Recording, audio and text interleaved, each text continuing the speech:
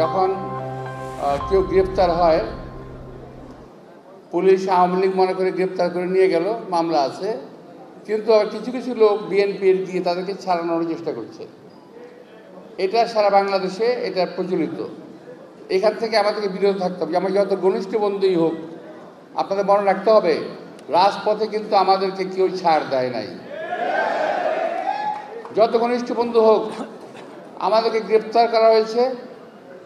আমার জীবনে আমি অন্তত 13 বারের উপরে গ্রেপ্তার হয়েছি। আমার ভুল হতে পারে, কম বেশি হতে পারে। বহুবার জেল খেটেছি। এখানে যারা আছেন এখন নতুন পুরাতন কর্মী, তারা আমার মনে হয় এমন কেউ নাই যারা জেল খাটেন নাই, যারা এমন কেউ নাই যারা পুলিশ দ্বারা অত্যাচারিত হন নাই, এমন কেউ নাই যারা নাকি আওয়ামী লীগ দ্বারা অত্যাচারিত হন নাই।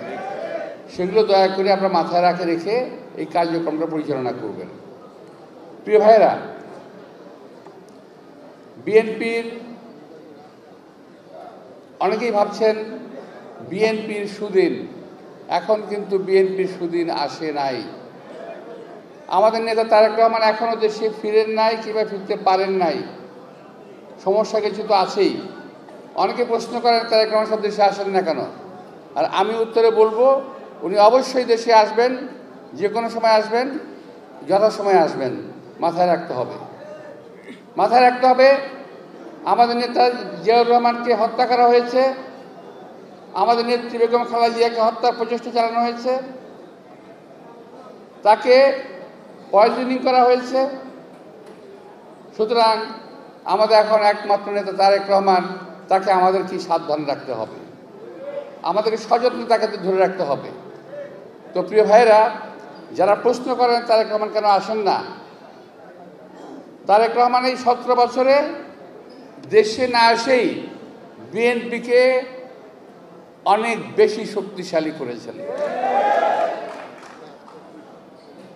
সুতরাং তারেক রহমান সাহেব সকল সময় আমাদের সঙ্গেই ছিলেন, আছেন এবং থাকবেন। প্রিয় ভাইরা, আজকে আমরা যারা নাকি অনেক আশা করে সদস্য হব, যে বিএনপি তো ক্ষমতায় আছে, সুতরাং সদস্য হই, আবার বিএনপির ক্ষমতা না থাকে তখন যে আপনারা কোথায় যাবেন সেটাও চিন্তা করে নেবেন। সামনে কিন্তু বিএনপির অনেক সমস্যা আছে। বিএনপির শত্রু ছিল দেশে আগে আওয়ামী লীগ, একা বিএনপি শত্রু ছিল। এখন বিএনপির কিন্তু দেশে অনেক শত্রু হয়ে গেছে, অনেক শত্রু, অনেক দল আজকে বিএনপির শত্রু। বিএনপি কাউকে শত্রু ভাবে না। আমি স্পষ্ট বলতে চাই, যারা বিএনপিকে শত্রু ভাবেন, বিএনপি কাউকে শত্রু ভাবে না।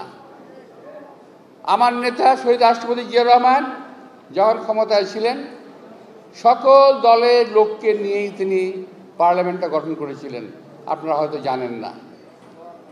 আমি নিজে শহীদ রাষ্ট্রপতি জিয়াউর রহমানকে প্রশ্ন করেছিলাম, স্যার এই সমস্ত লোকদেরকে নিয়ে আপনি কেন একটা বদনামের পাত্র হচ্ছেন? অর্থাৎ উনি ওই সময় মশিউর রহমান, শাহজিউর রহমান, অর্থাৎ লেফট রাইট, বামপন্থী ডানপন্থী সবাইকে নিয়ে সরকার গঠন করেছিলেন, পার্লামেন্ট গঠন করেছিলেন। কিন্তু আমার কথার জবাবে তিনি বললেন যে দেখো, যে জাতিকে বিভক্ত রেখে কখনো দেশের উন্নয়ন করা যাবে না। শহীদ রাষ্ট্রপতি জিয়াউর রহমান কথাটা আমাকে বলেছিলেন, জাতিকে বিভক্ত রেখে দেশের উন্নয়ন করা যাবে না।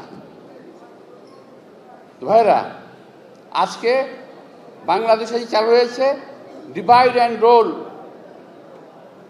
ডিভাইড অ্যান্ড রুল পলিসি চালু হয়েছে বাংলাদেশে। বাংলাদেশে রাজনৈতিক দলগুলোর মধ্যে যে একটা ঐক্য ছিল 5ই আগস্টে পূর্ববর্তী এবং পরবর্তী সময়ে, সেই ঐক্যটাকে ভেঙে তছনছ করে দেওয়া হয়েছে বিদেশি তাবেদারদের মানে একটা ইঙ্গিতে। বিএনপির বিরুদ্ধে চাঁদাবাজি, দখলবাজি অভিযোগ করা হচ্ছে। আমি বলতে চাই, বিএনপি কখনো চাঁদাবাজি দখলবাজির মধ্যে নাই। এখন প্রথম দিকে যারা করেছিল, আমাদের নেতা তারেক রহমান প্রায় 1 থেকে 1.5 হাজারের মতো দল থেকে বহিষ্কার করেছে। আমরা তাদের বিরুদ্ধে ব্যবস্থা নিয়েছি, এখন নাই। তাহলে এখন চাঁদাবাজি করছে কারা? বিএনপি তো ক্ষমতায় নাই, এই সরকার ক্ষমতায় আছে।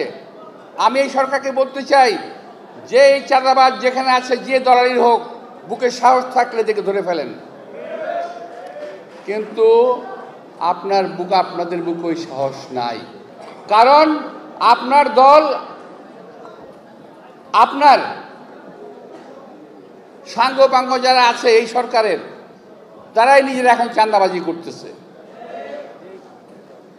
বড় আকারের চাঁদাবাজি, ছোট আকারের না। লুট, তরাজ, ব্যাংক ডাকাতি এরাই করতেছে। 90,000 কোটি টাকা গত 8 মাসে পাচার হয়ে গেছে। ভাই, এই অত্যাচারে তো আওয়ামী লীগকে আমরা তাড়িয়েছি, হাজার হাজার কোটি টাকা পাচার করেছে। এখন আমরা পাচারকারীদের পাল্লায় আছি। এখনো এই দেশ থেকে যাদের আজকে দেখেন দেশে কিন্তু শান্তি নাই।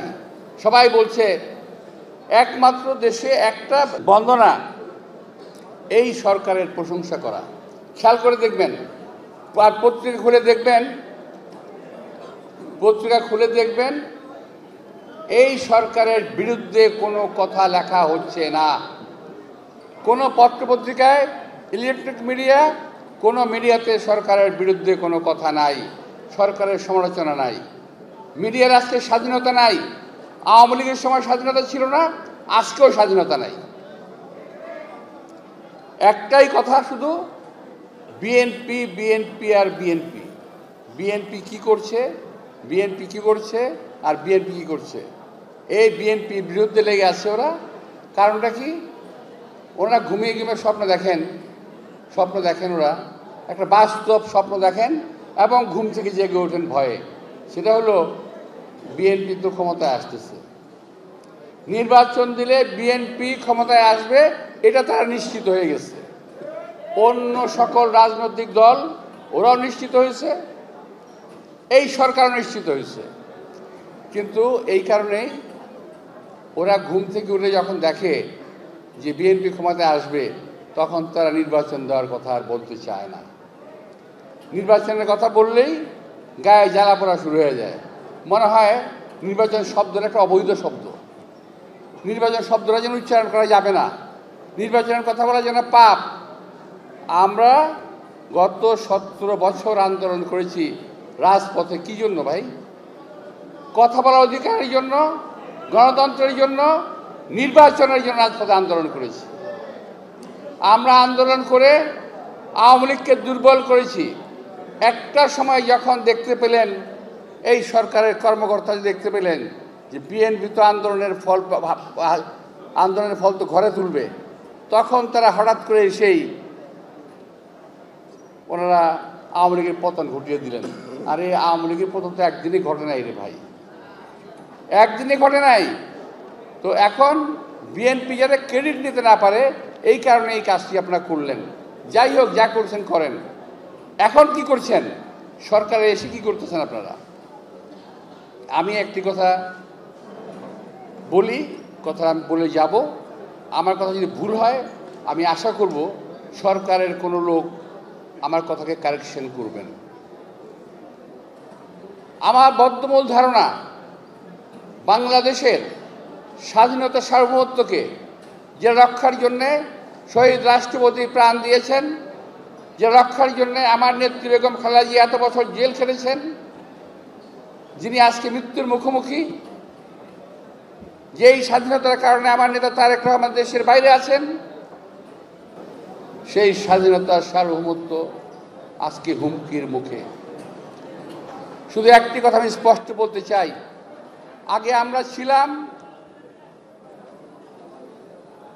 কি বলবো এটাকে, আবার তো সমালোচনা হবে, হোক। আগে আমরা ছিলাম কুকুরের মুখে ছিলাম আমরা আগে, এখন ভাই বাঘের মুখে পড়েছি। এই কথাটা আপনাদেরকে অনুধাবন করতে হবে। কুকুরের মুখ থেকে বাঘের মুখে পড়েছি। সিন্দাবাদের বুড়ো আমাদের ঘাড়ে চেপে বসেছে, ঘাড় থেকে আর নামতে চান না, ওনাকে ঘাড় থেকে ঝাঁকে দিয়ে নামাতে হবে। আমাদের নির্বাচন হাসিল করতে হবে, আদায় করে নিতে হবে। জনগণের ভোটের অধিকার আমাদের ন্যায্য অধিকার, এটা আমাদের পাওনা, হিসাবের পাওনা আমরা বুঝে নিতে চাই। আমরা ভিক্ষা চাই না, আমরা হিসাবের পাওনা চাই।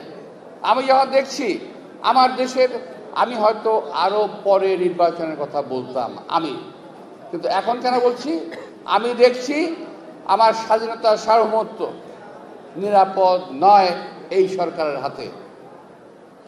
আমি আবার বলছি, এই সরকারের হাতে আমার দেশের ভৌগোলিক অখণ্ডতা নিরাপদ নয়।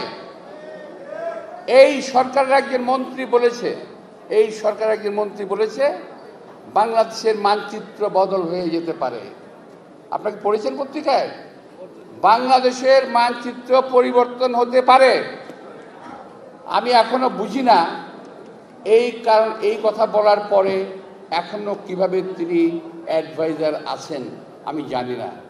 যদিও যিনি বলেছেন আমার অত্যন্ত একজন প্রিয় পাত্র, কিন্তু আমার কথাটা হলো মানচিত্র বদলের কথাটা আসলো কেন? প্রসঙ্গত বলতে চাই, সেন্ট মার্টিন বন্ধ করা হলো কেন?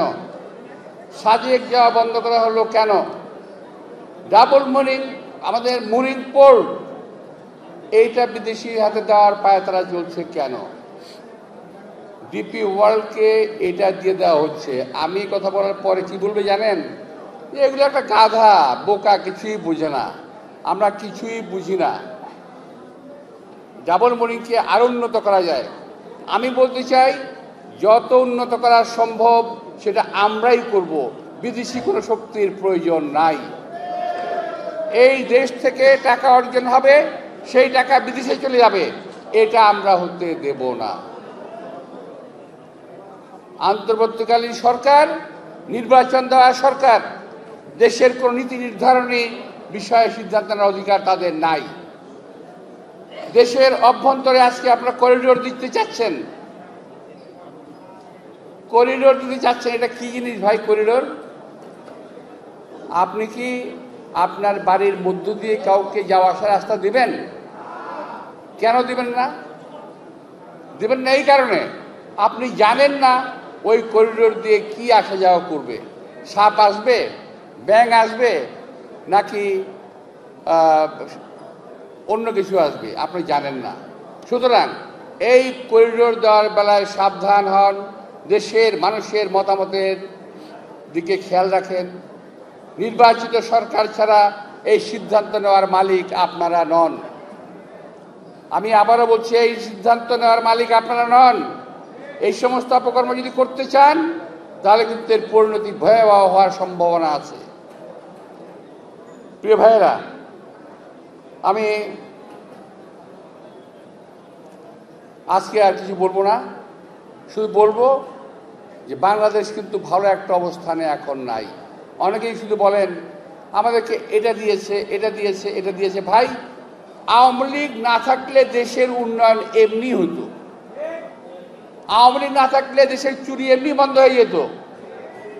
আওয়ামী লীগ চলে গেছে, দেশের উন্নয়ন হবে, এটা স্বাভাবিক। বরং এখন চুরি হচ্ছে। আপনাদের উপদেষ্টাদের অনেকেরই বাপ চাচারা ব্যবসা শুরু করছে, ঘুষ খাওয়া শুরু করছে। এগুলো ভুলে গেছেন? ভুলে যান। পত্র পত্রিকায় আসে না, খেয়াল করে দেখেন, পত্র পত্রিকায় কিন্তু আসে না, শুধু সোশ্যাল মিডিয়ায় কিছু খবর আছে। তো একটু সাবধান হওয়া দরকার। আমাদের যেমন সাবধান হতে হবে আমাদের নিজেদের বাঁচার জন্যে, এই সরকারকেও সাবধান হতে হবে দেশের মানুষের স্বার্থ রক্ষার জন্যে। আমি আবারও বলছি, কোনো পরিস্থিতিতেই এই দেশের স্বাধীনতা সার্বভৌমত্বের উপর হুমকি আসবে, যে করিডোর দিয়ে আমরা এই করিডোরের বিরুদ্ধে অবস্থান নেব ইনশাআল্লাহ। দেশ জাতি আজকে শুধু কুমিল্লা নয়, সারা বাংলাদেশে এই বান্ডি আমাদের ছড়িয়ে দিতে হবে যে আমরা এটা পছন্দ করছি না। সাজেক, আমি আবার বলছি, সেন্ট মার্টিন, সাজেক করিডোর নিয়ে আপনাদের অবস্থান, সরকারের অবস্থান সুস্পষ্ট করুন। আপনার অবস্থান জাতির কাছে সুস্পষ্ট করুন। পত্র পত্রিকা লিখতে দিন। আবারও পত্র পত্রিকা গলা চেপে ধরেছেন আপনারা, সেই আওয়ামী লীগের মতো। তফাৎটা কি রইল? আরও কথা আছে, আমার লজ্জা লাগতেছে কথাগুলো বলতে। আমি লজ্জায় এই সরকারের আরও অনেক কর্মকাণ্ডের কথা আমি বলছি না, আমার নিজেরই লজ্জা লাগতেছে। তবে হ্যাঁ, সময় যদি আসে ইনশাল্লাহ বলবো। তবে কিছু সোশ্যাল মিডিয়ায় এই সরকারের বড় কর্তার নামে কিন্তু কথাবার্তা চলে আসছে, এটা একটু খেয়াল করে দেখবেন আপনারা। আপনাদের আজকের বক্তব্য শেষ করার আগে আমি পরম দয়ালু করুণাময় আল্লাহ তাআলার নামে এই অনুষ্ঠানের অর্থাৎ সদস্য সংগ্রহ অভিযান এবং নবায়নের যে অনুষ্ঠান তার শুভ উদ্বোধনী ঘোষণা করছি। সবাইকে ধন্যবাদ। আসসালামু আলাইকুম।